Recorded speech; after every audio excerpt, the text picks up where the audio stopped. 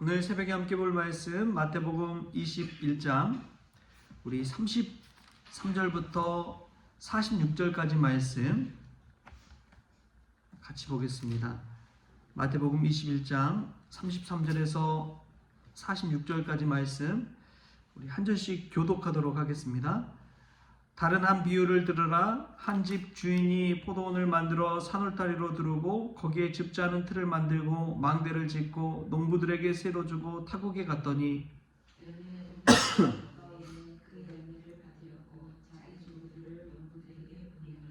농부들이 종들을 잡아 하나는 심히 때리고 하나는 죽이고 하나는 돌로 쳤거늘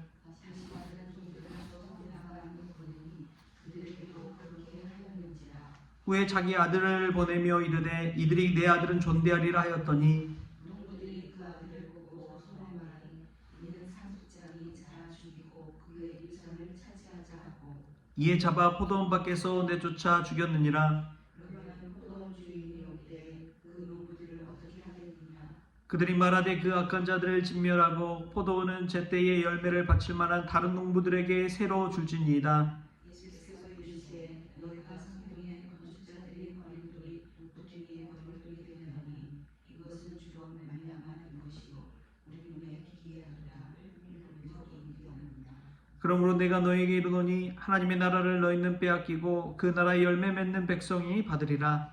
이 돌 위에 떨어지는 자는 깨지겠고 이 돌이 사람 위에 떨어지면 그를 가루로 만들어 흩으리라 하시니 대제사장들과 바리새인들이 예수의 비유를 듣고 자기들을 가리켜 말씀하심인 줄 알고 작고자 하나 우리를 무서워하니 이는 그들이 예수를 선지자로 알미하노라.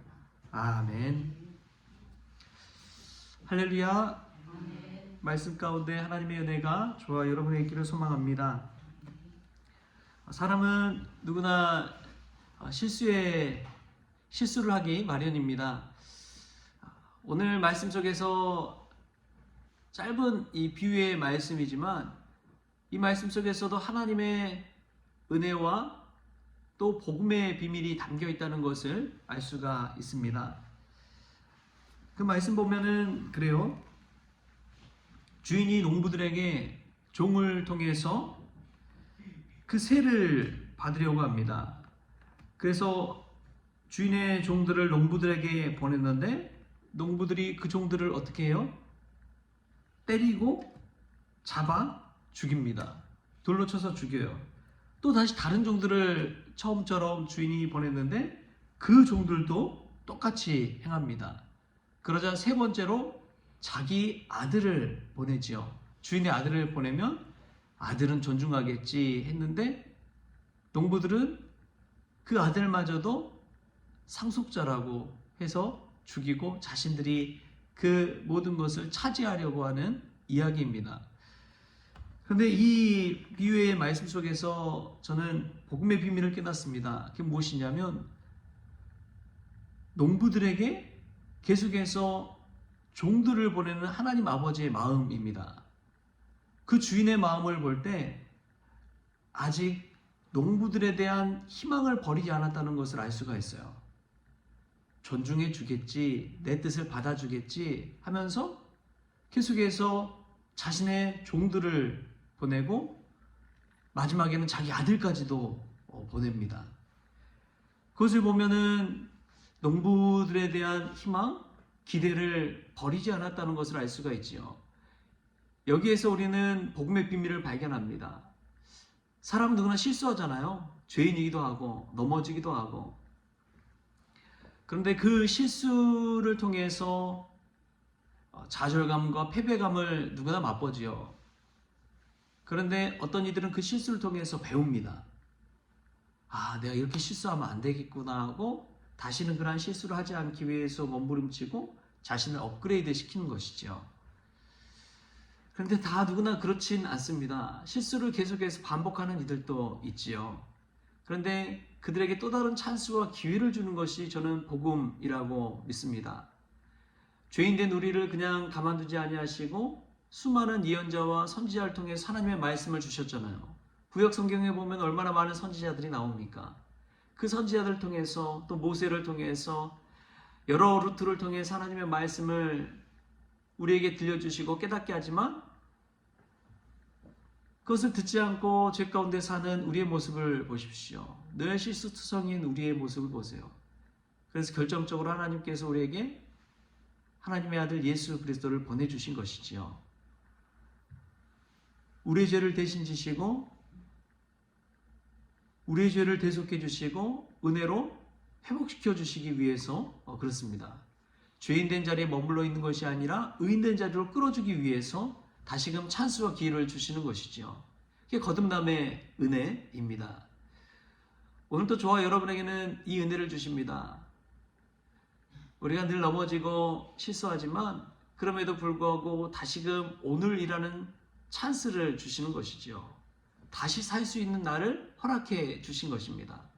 이것은 우리를 향한 기대와 소망을 가지고 있다는 것을 우리가 알 수가 있는 것이죠. 여러분, 이런 하나님의 마음을 우리가 체험할 수 있길 바랍니다. 우리에게 기회를 주시고 오늘을 주시고 찬스를 주시는 그 은혜를 체험할 수 있길 바랍니다. 또한 우리가 실수했다면 실수를 통해서 배울 수 있기를 바랍니다. 저도 전도사 시절에 얼마나 많이 혼났는지 몰라요. 이 전도사 사역을 하면서 아이들 예배부터 해서 또 성경 공부 또 여러 가지 행사 프로그램들 막 계획해서 이제 1년 스케줄을 가지고 가는데, 그런데 제 계획과는 다르게 담임 목사님이 와서 이제 한 달에 한 번 본인이 청소년들 중고등부 아이들 한 40명 정도 됐는데 그 아이들 앞에서 이제 말씀을 전하겠다 그러셨어요. 그래서 이 담임 목사님이 오신 날은 이제 제가 인도를 하죠. 제가 설교를 할 때는 아이들이 와서 이제 돌아가면서 인도를 하고 그랬는데, 그때 제가 얼마나 아이들을 잘 못 키웠는지, 아이들이 담임 목사님 오셨는데도 불구하고 막 예배 시간에 떠들고 웅성하고 집중하지도 않고 찬양도 부르지도 않고 그런 거예요. 근데 이제 저는 이제 시간이 됐으니까 가서 이제 예배 인도를 시작을 했죠. 그런데 그때 예배 시작한 지 얼마 되지 않았을 때 담임 목사님이 큰 목소리로 이제 앞에 인도하고 있는 저를 혼내키신 거예요. 이제. 아니, 예배 분위기가 어떻게 이렇게 해서 예배를 하나님께 드릴 수 있냐고. 다시 예배 처음부터 다시 드리라고 막. 그래가지고 이제 앞에서 인도하던 저는 이미 정신이 반쯤 나갔어요. 공황 상태. 어떻게 예배를 인도했는지도 모르겠어요. 근데 그때 이 담임 목사님의 막 이 혼내키는 목소리 듣고 아이들이 그렇게 조용할 수가 없어요. 중고등부 아이들 막 떠들고 막 그러잖아요. 근데 조용해져가지고 예배를 드리는데, 그것을 통해서 저는 아이들보다도 오히려 제가 가장 많이 배웠던 것 같아요. 혼내키시는 그것을 통해서 이 예배에 대해서 그냥 늘 듣는 형식적인 그런 게 아니라 회중이 뭐 떠들든 말든 뭐 그런 거 상관하지 아니하고 그냥 예배는 시간 되면 드리는 것이다, 이게 아니라 하나님께 드리는 예배는 우리가 집중해서 마음을 다해서 드려야 되는 예배구나. 그때 얼마나 뜨끔하게 혼나면서 배웠든지요. 여러분, 실수를 통해 배우십시오. 여러분들이 실수 다 합니다. 저도 오늘 노예 건부 모임 가지만 어제 또 한 번 정비하는데 잘못된 것들이 막 나오는 거예요. 그러니까 어제 저녁에 막 수정하고 또 고치고 다시 붙이고 그런 일들, 그런 과오를 통해서 점점점 하나님께 완전한 예배로 드려지는 것이고, 우리가 하나님의 복음의 은혜로 말미암아 다시금 기회를 잡고 의인의 길로 나아가게 되는 것인 줄 믿습니다. 만약에 농부들이 이 비유의 말씀, 예수님의 말씀을 정말 가슴에 새기고 자신들의 죄를 회개하고 하나님 앞에 돌아왔다면 바울처럼 쓰였을 거예요. 사도 바울처럼.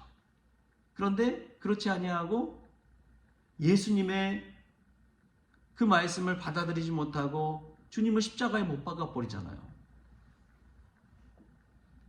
이 차이가 얼마나 큰지 모릅니다. 사랑하는 성도 여러분, 하나님은 몇 번이고 우리에게 사인을 주십니다. 경고의 메시지를 주세요. 다시 돌아와라. 기도해라. 하나님 말씀 붙들고 살아라. 주님 품 안에 거해라. 계속해서 우리에게 사인을 주시는데 우리는 오늘 이 농부들처럼 내 뜻대로 내 마음대로 세상의 욕심 채우고자 주의 말씀을 거부하고 있지는 않는지 오늘 이 말씀을 통해 깨달을 수 있게 바랍니다. 그래서 다시금 하나님의 말씀 가슴에 붙들고 나에게 다시금 찬스를 주시는 그 복음의 비밀을 깨닫고 실수를 통해 배우며 날마다 성숙해가고 성장해가는 그런 믿음의 성도들 될 수 있길 바랍니다. 근데 여러분 한번 다 생각해 보십시오. 우리가 이만큼 살아오고 자라는 동안 오늘 이 포도원 주인처럼 우리를 용납해 주시고 우리의 실수를 참아 주시고 기다려 주신 분들이 다 있었습니다. 그랬기 때문에 우리가 이 자리에 설 수가 있었던 것이지요. 그러한 은혜를 생각하면서 우리도 누군가의 실수와 은혜 또 덮어주고 허용해주고 포용해주고 북돋아주는 그러한 은혜가 저와 여러분에게 있기를 주신 예수님의 이름으로 축원합니다. 기도하겠습니다. 하나님 감사합니다. 우리들 농부들처럼 하나님의 말씀을 하나님의 말씀으로 받지 못하고 늘 주님의 경고의 메시지를 들음에도 불구하고 기도하지 못할 때가 얼마나 많은지요. 그럼에도 불구하고 종들을 통해서 심지어 자기 아들을 통해서 복음의 은혜, 구원의 은혜를 저희들에게 베풀어 주신 하나님께 감사와 영광을 올려드립니다. 우리도 인생의 실수 가운데 많은 것들을 배우게 하여 주시고 주님이 우리를 받아주신 것처럼 우리 죄를 용서해 주신 것처럼 우리도 누군가의 실수와 허물과 죄를 용서해 줄 수 있는 그런 저희들 될 수 있도록 주여 주장하여 주옵소서. 우리를 참고 기다려 주신 주님의 은혜에 감사하면서 우리에게 실수하고 우리에게 잘못하는 이들도 용서하고 받아줄 수 있는 주님의 제자들 다 되어지게 하여 주옵소서. 감사하며 예수님의 이름으로 기도하옵나이다. 아멘. 우리 주님이 가르쳐주신 기도로 오늘 새벽 기도를 마치겠습니다. 하늘에 계신 우리 아버지여, 이름이 거룩히 여김을 받으시오며 나라가 임하시오며 뜻이 하늘에서 이루어진 것 같이 땅에서도 이루어지이다. 오늘 우리에게 일용할 양식을 주시옵고 우리가 우리에게 죄 지은 자를 사하여 준 것 같이 우리 죄를 사하여 주시옵고 우리를 시험에 들게 하지 마시옵고 다만 악에서 구하시옵소서. 나라와 권세와 영광이 아버지께 영원히 있사옵나이다. 아멘.